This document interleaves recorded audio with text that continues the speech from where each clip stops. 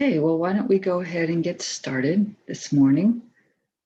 So, welcome to IMC's Sunday morning sit. Whether it's morning where you are or not, it's really nice to be sitting together. So, we'll begin just with our simple meditation. So, perhaps taking a posture that's upright and also relaxed. And if you're comfortable doing so, you can close your eyes. Just begin to bring the attention through the body, allowing any thoughts or energy that you had to get here, to get in front of the computer, letting that settle out. Sometimes looking at a screen, the mind enters a certain mode, and so we can relax that out also and really just feel the body sitting. Feeling the contact of your seat against the chair or the cushion or the bench, the bed, wherever you're sitting.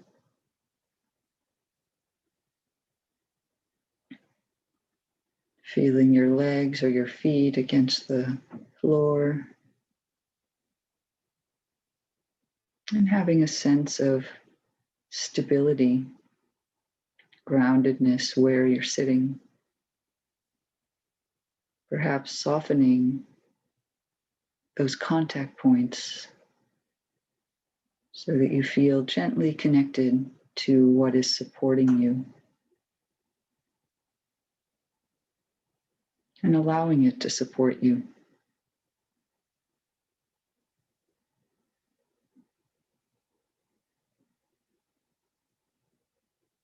Maybe taking a couple of long, slow, deep breaths. And on the exhale, letting go of any tension in the body that is willing to let go at this moment.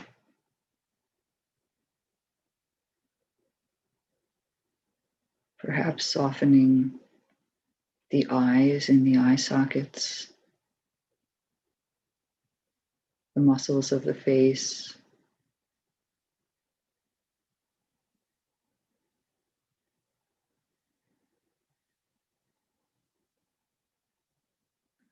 Softening down through the shoulders.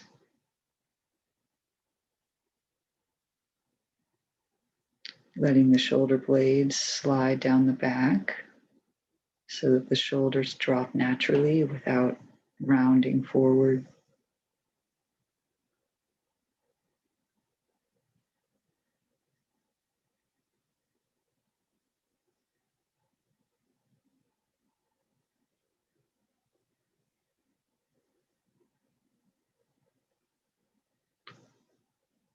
Down into the belly area, letting that feel round, soft, maybe dropping a little lower down into the abdomen area.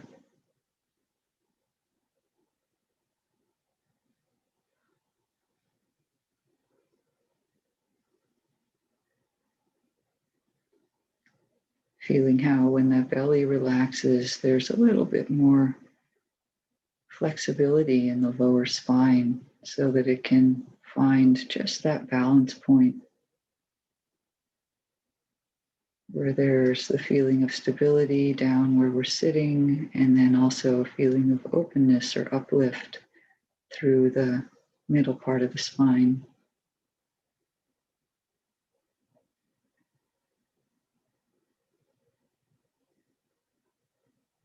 And softening the arms and the legs so there's no sense of bracing.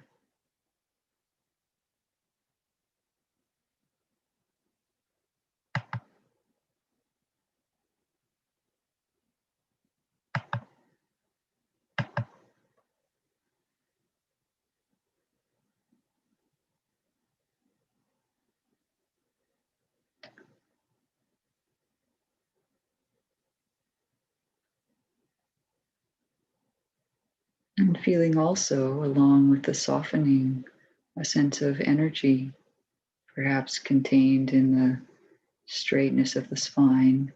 Whether you're upright or lying down, there can be a feeling of straightness, sense of energy.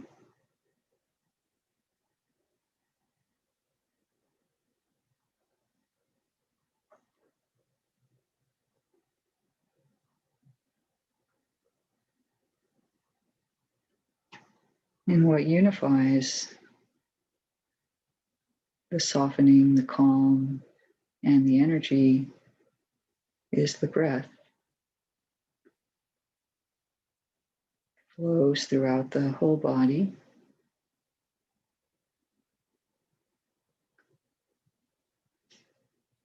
Kind of mixes things together so that everything can be in contact.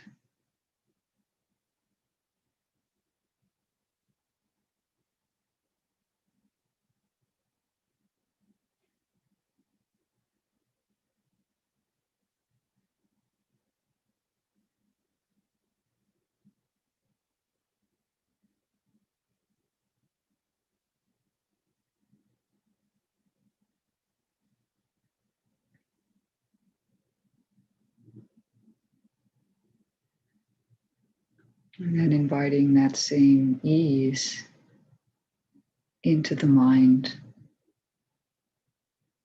the ease of having a soft, receptive mind, and the ease of having an energetic, alert mind.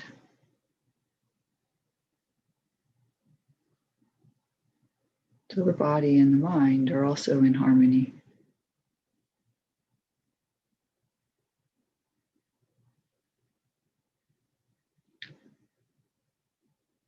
And all of this isn't so much an engineering project as an invitation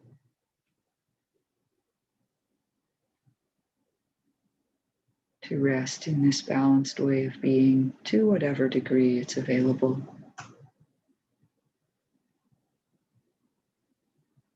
And to be at ease in general with how things are now for you. So resting with the breath.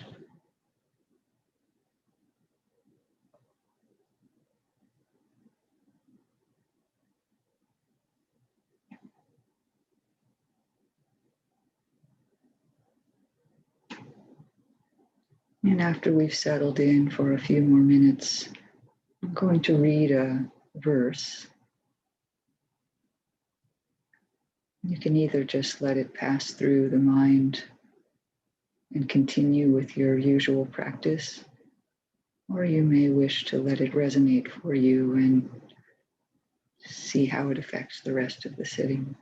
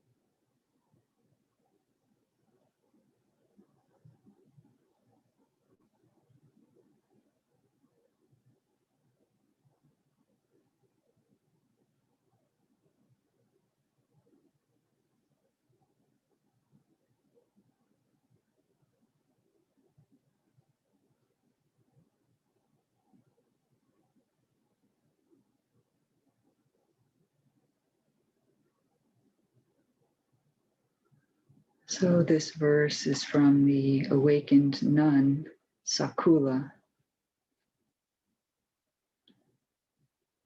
If there is something in these teachings calling out to you, it's because something in you is calling out to these teachings. The path will take you whenever you're ready, just as you are.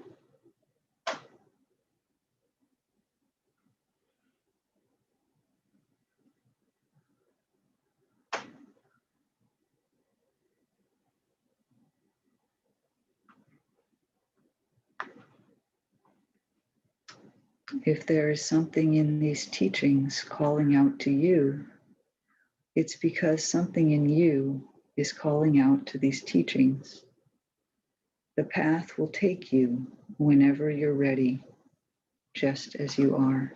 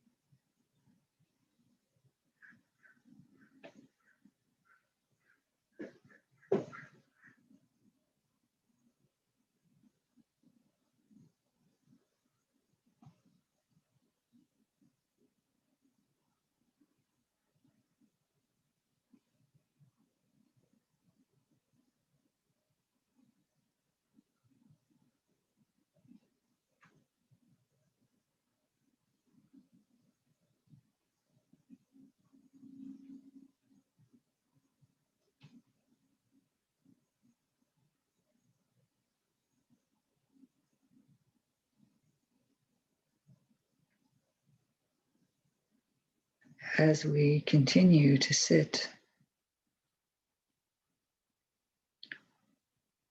noticing or even just sensing that the path is this.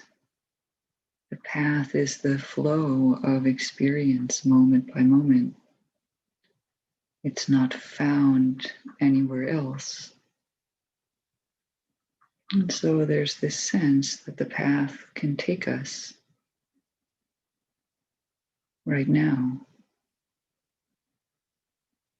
letting yourself flow along with that in some way, however that resonates for you.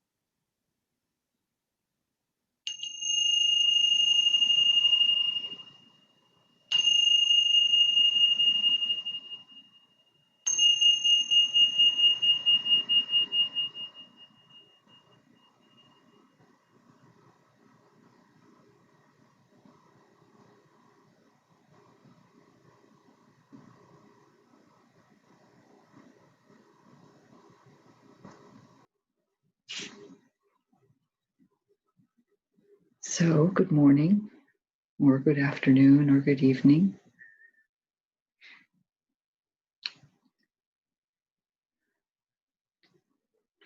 Sometimes when people talk about their Dharma practice, they use language that implies that the Dharma is somehow distinct from other parts of life.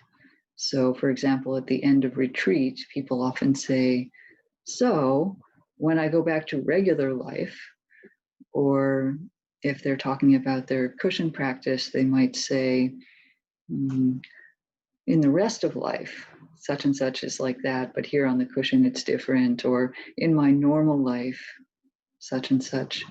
So all of these ways of speaking maybe indicate that somewhere in our mind we have the idea that the Dharma is different from the rest of life, or that practice is somehow distinct from the rest of life. So this, maybe even without realizing it, we've made a little distinction like that.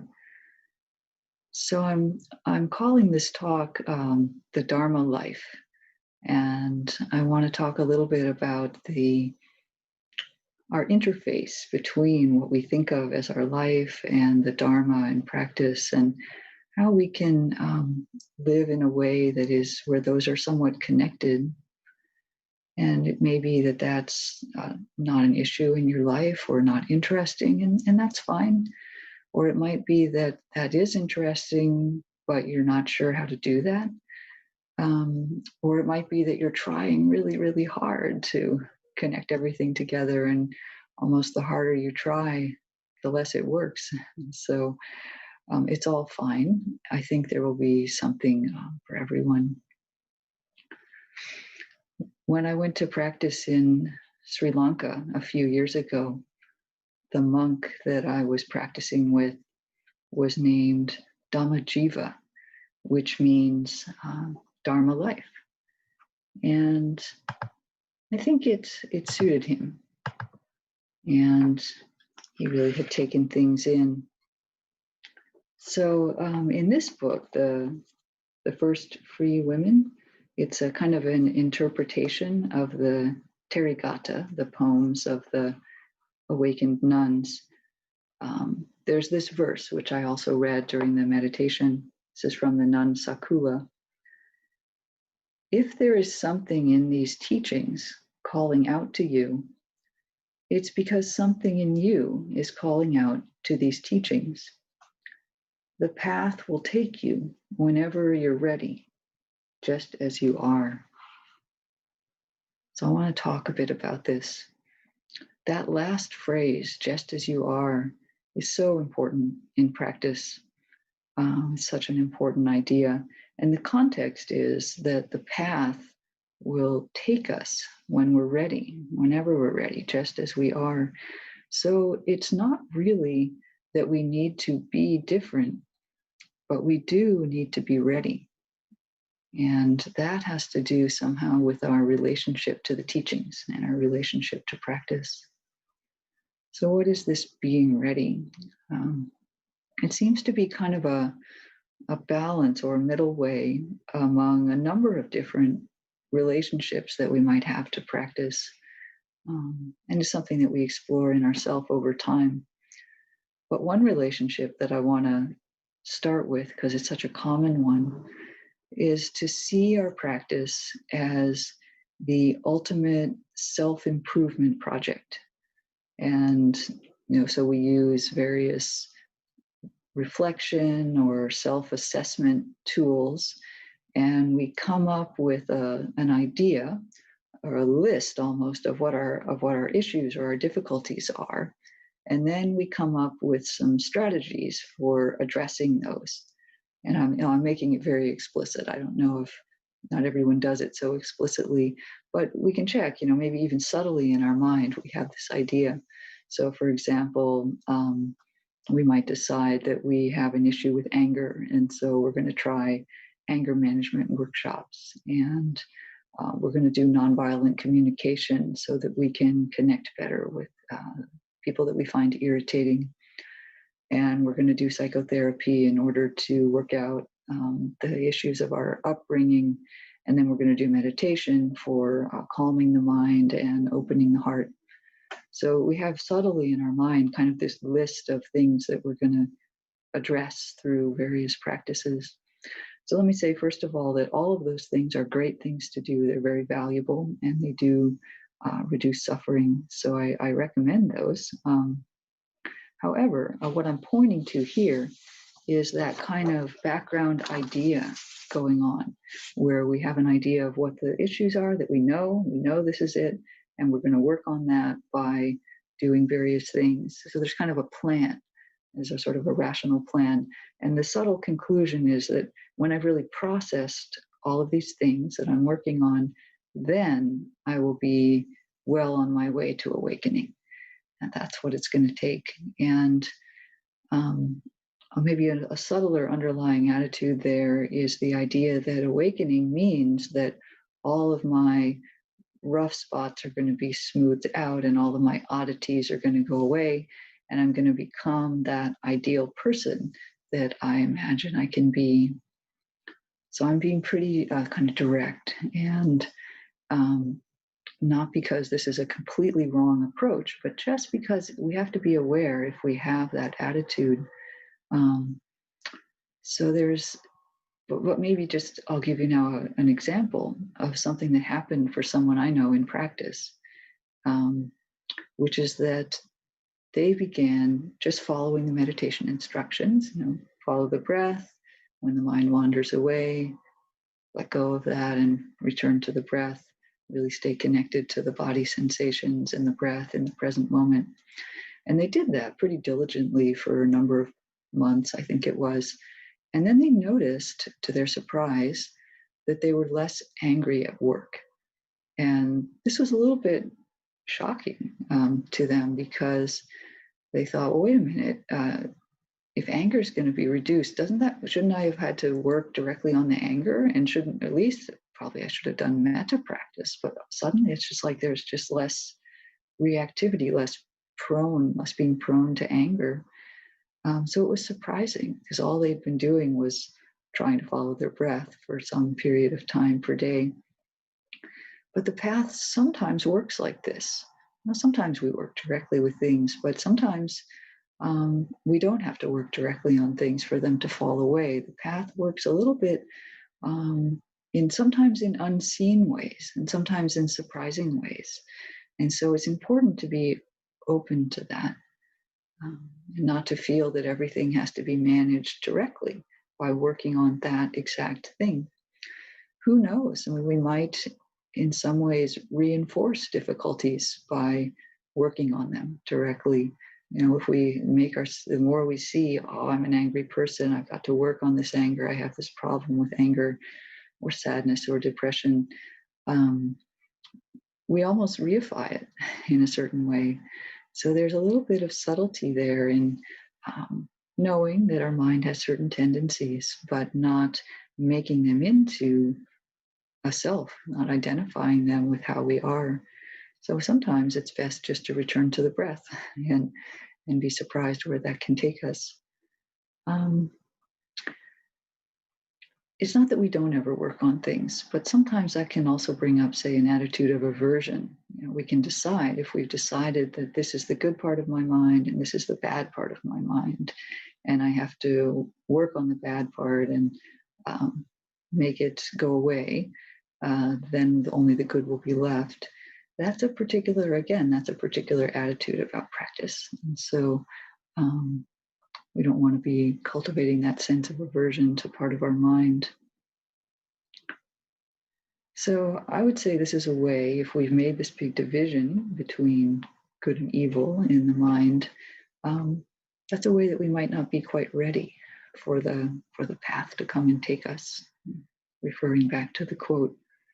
But as our awareness gets more steady, and by just cultivating mindfulness in daily life and regular sitting practice, there's a way in which we're less likely to get overwhelmed by thoughts and emotions. Then we can start maybe practicing with the idea that certain things will untangle themselves if we're just give them some space and see them clearly. So we're certainly not going to deny that there are various difficulties in the mind coming up, but there is a sort of an attitude we can have where if I see this, there's some part of it that can disentangle itself. And then maybe when I've seen it more clearly and let that part go, maybe there's some direct work to do also. But having that awareness that some of it can work itself out is so important on the path and creates so much more spaciousness for us. It's kind of how the Dharma works. And we get more in tune with the Dharma being able to do that for us. So if your tendency is to sort of actively work on parts of the mind, you might consider this somewhat simpler approach. Either just dropping things and returning to the breath again and again without judgment, or even holding something in a space of awareness that's strong enough to hold it and kind of letting itself play itself out. It can be really a helpful approach. Now, there is, of course, a structure to the path. It's not that it's all just open and there's no, of course, the Buddha had many, many teachings. In particular, he taught the Eightfold Path. So we do get a series of steps that are worth learning, knowing that the path is going to include these 8 things of our view, our intention, our speech, our action, livelihood, effort, mindfulness, and concentration. All of those factors will be developed as we proceed along the path, as we transform the mind in the way that it can through practice. So I do encourage learning this structure. I'm also a big fan of asking people to read the suttas and the original discourses of the Buddha as part of the practice in order to understand the main principles that he was teaching. But this is pointing now toward another subtle attitude that I want to highlight on the path, another way that we think we're kind of in control or managing our own path. And that is that we can get attached also to that structure. So there are also people who spend a lot of time reading Dharma books or even reading the suttas and learning all the principles and trying very hard to match their experience up to what they have heard or read. And this one is subtle because you do need to listen to the Dharma like we are today, and you do need to learn something about what the main points are that the Buddha was making about things that we need to cultivate and things that we'll be letting go along the path. And yet, we don't want to take that up as kind of an abstract theoretical model that we then impose onto our experience, because our experience just is what it is. And so if we're subtly applying these ideas to them, we are again, in a very subtle way, controlling it. If we have an idea, let's see, I'm supposed to look for which part of effort I'm working on right now. Let's see, which is it? Which of the 4 aspects of effort is relevant right now? In a way, while we're doing that, we're not fully taking in the experience of the moment. And we're subtly also seeing certain parts of experience and ignoring other parts that we don't think fit what our idea of the path is. Because until we're awake, we can only have an idea of exactly what it is that we're doing. And so there's a way in which our theoretical ideas also act as barriers toward actually walking the path, actually engaging with experience and finding our freedom within it. So this is not at all to discourage study and that kind of thing any more than I am discouraging working on and understanding our difficulties, but just to know that there are attitudes around that can hinder the way that we are able to be free in experience. So the good news about the Eightfold Path is that it's the more I work with it, the more impressed I am that it has a way of undermining identifications, that by actually following the steps of the path as they're laid out, here's what right view entails, here's what right intention entails, and aiming to do that in our own experience, everything will be undermined. It will undermine even itself. So in a way, the Eightfold Path is a process that undoes even identification with the path. It's quite beautiful. So there's this balance in watching the mind for its tendency to want to control and manipulate and theorize, and then also with this sense of being open and easeful and letting things unfold as they are. So the beginning of the verse from Sakula, remember, it goes like this: if there is something in these teachings calling out to you, it's because there's something in you calling out to these teachings. So this is another way of considering our relationship to the Dharma. So this is yet another means of connecting, of interfacing with our practice. So here you are, right now, listening to these teachings. Is there something in you that has drawn you here this morning? Is there something in you that is calling out to attend a sit and a Dharma talk? So maybe just taking a moment to feel what it is in you that brought you here today.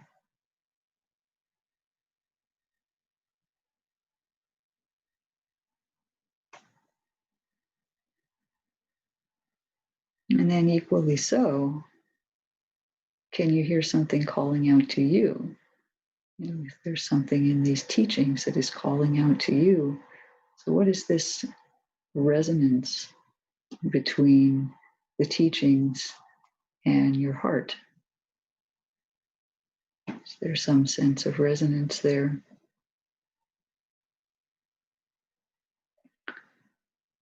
On a recent IRC retreat, Paul Haller was talking about the invitation of the far shore. That was the phrase he used, and it really caught my attention. So the far shore is a poetic term for the goal of Buddhist practice, which is the end of greed, hatred, and delusion. It's called the far shore. So it's not so much that is a different place, far removed from here, but it's more that we're often not focused on it.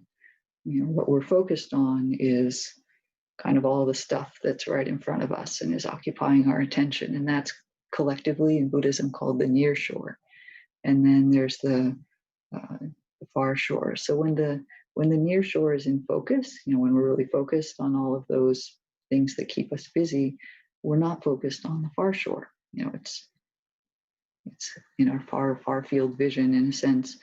And so, but it does invite us.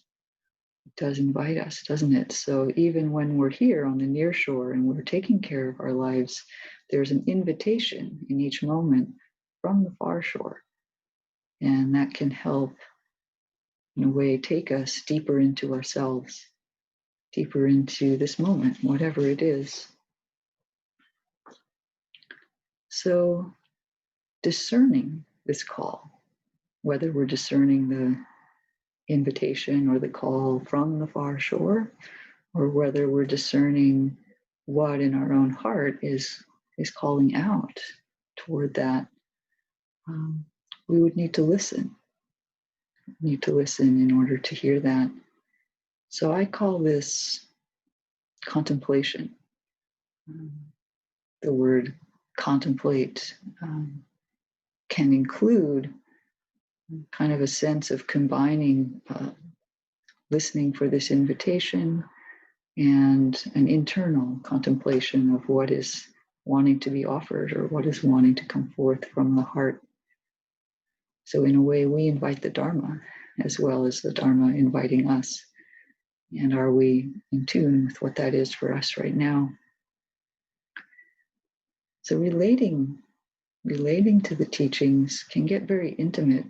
It's something that we each have to discern for ourselves, and it will change, of course, all along our path. So it's maybe different at the beginning, and then farther along, and then even farther along, there's a way in which how we're relating to the teachings is coming forth differently in our heart.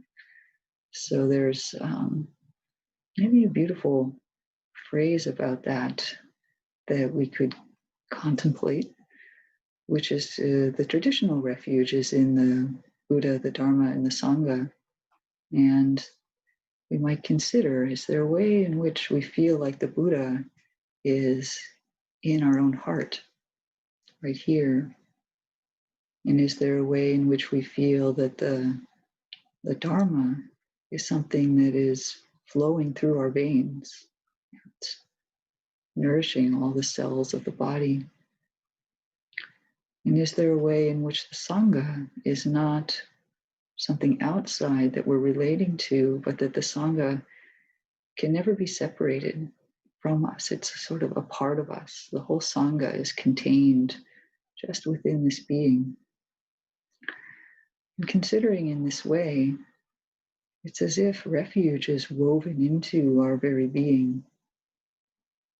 And this is something that we can point to maybe during meditation with the breath, the way the breath flows through the whole body, beats with the heart, and unifies everything that's in the body and the mind.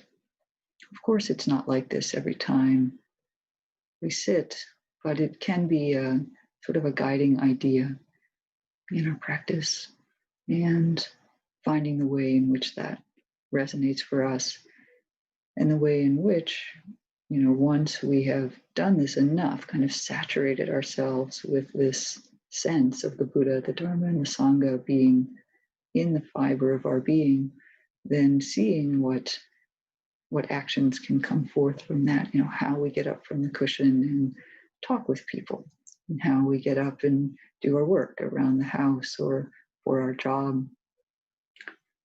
I would say that when we've done this enough, then that's what it means to be ready for the path to take us just as we are, just as we are, but with the addition of the refuge woven into our being. So we can look, for example, at how longtime practitioners practice. What do they do? Mostly, they go along with their life, but every now and then they undertake particular practices or trainings of some kind. So, it might feel like it's time to do a retreat with a particular teacher, or a self-retreat, or to take a trip to Asia, or to set aside a time for writing. These things have a way of feeling like they're ripe, and then we say, oh yeah, okay, this is time. Now it's time to do this next thing. It just feels like it's the time. And usually there is some fruit when it really feels like something is ripe and it's the time to do a short retreat or take a class on something. There will be some fruit from it, but sometimes it's surprising. That's one of the hallmarks of the Dharma, is that it's a surprise. And we know there's something coming, something there, but what it actually is not anything that we could have thought necessarily. So truly, we're not in control of this process, but we can sense it as it flows along. That's this balance that we're finding. And it's really, in some ways, only a matter of how deeply we accept that we're not in control. And yet there is something happening. We have a role to play. So, so relax, in a sense, relax and allow the path to unfold. Sometimes it will do so easily, sometimes not so easily, but it's always going to be unfolding just how it can. And this is the life of the Dharma, the continual unfolding of that. So let me read this verse one more time. if there's something in these teachings calling out to you, it's because something in you is calling out to these teachings. The path will take you whenever you're ready, just as you are. So you are great just as you are. In fact, you're probably on the path just by being here and sensing into your experience as it is. And I hope very much that you find this resonance as often as possible. Yeah, sometimes we fall out of it, but when we're in it, there's this sense of resonance between what's calling out from our heart and the call of the far shore, the teachings. So may your path progress very well and be well.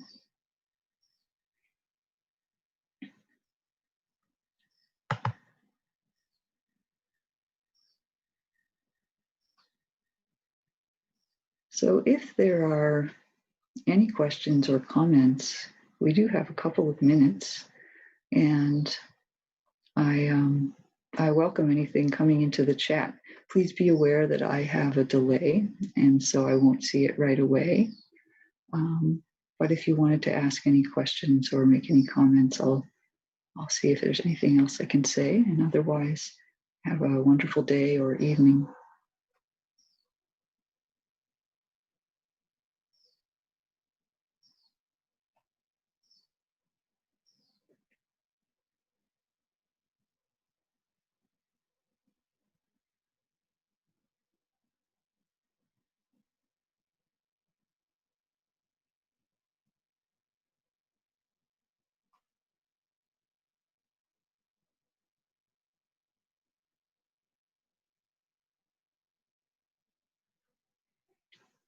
I see a question about the book that I read from. It's called The First Free Women, Poems of the Early Buddhist Nuns.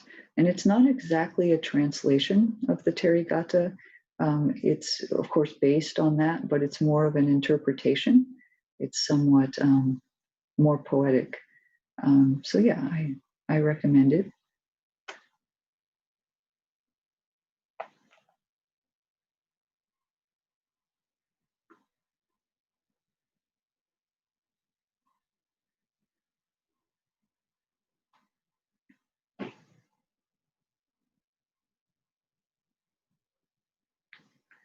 All right. Thank you.